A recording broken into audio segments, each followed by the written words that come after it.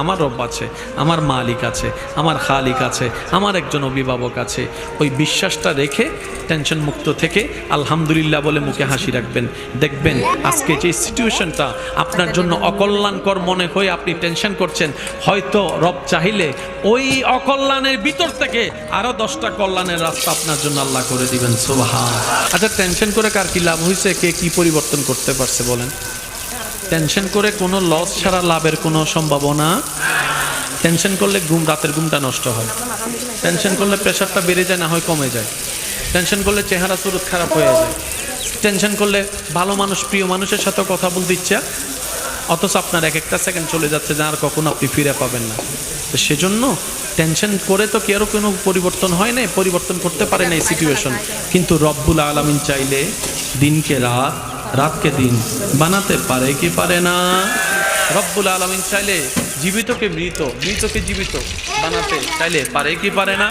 রব্বুল আলামিন চাইলে আপনার জীবনের বড় বড় কূপের মতো গর্তগুলোকে ভরাট করে সুন্দর একটা মসৃণ রাস্তা বানাই দিতে চাইলে পারে। ইন্নাল্লাহা আলা কুল্লি শাইইন কাদির।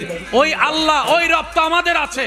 সুতরাং সমস্ত সিচুয়েশনে রবের উপর তাওয়াক্কুল রাখবেন, ভরসা রাখবেন। আমার রব আছে, আমার মালিক আছে, আমার খালিক আছে, আমার একজন অভিভাবক আছে। ওই বিশ্বাসটা রেখে টেনশন মুক্ত থেকে আলহামদুলিল্লাহ বলে মুখে হাসি রাখবেন।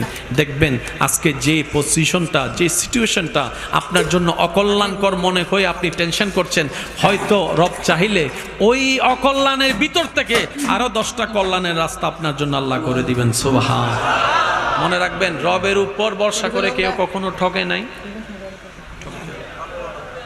রবের উপর ভরসা করে কেউ কখনো ঠকে ঠকবে। একজন আল্লাহর বান্দা একজন থেকে টাকা কিছু দান নিছে। কি নিছে দান? ভাই বলেন না, কি নিছে? তখন ব্যবসা হতো কি গাড়িতে না নৌকায়? তখন ভাই আমি তোর থেকে টাকাটা নিছি, ব্যবসা করে লাভ করলে আমি তোর টাকা তোকে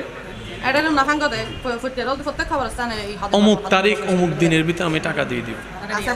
তো সে বলে যে তুমি যে টাকাটা নিচ্ছ, আমি যে তোমাকে টাকাটা দিব, এটা তো জিম্মাদারি, কি জানি বলে এটাকে, মর্টগেজ নাকি, গ্যারান্টি একটা গ্যারান্টি তো দরকার। ভাই ও বলে যে আমার তো কেউ নাই, তবে আমি আল্লাহ